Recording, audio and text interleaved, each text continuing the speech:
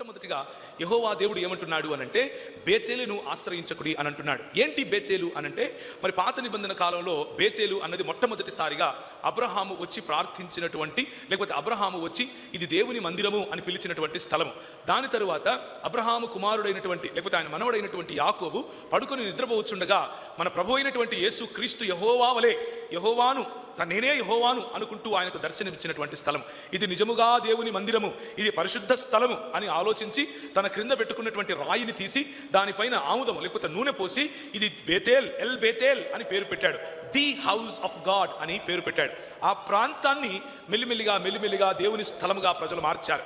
ఆ ప్రాంతానికి మెల్లిమెల్లిగా టెంకాయలు, పూలదండలు, ప్రదక్షిణాలు, దాని చుట్టూ తిరగడాలు, కిందపడి దొల్లడాలు మొదలైనవి మొదలైపోయాయి. ప్రదేశానికి ఇచ్చినటువంటి ప్రాముఖ్యతను ప్రభు అంటున్నాడు, I despise it, I hate if you replace me with a place.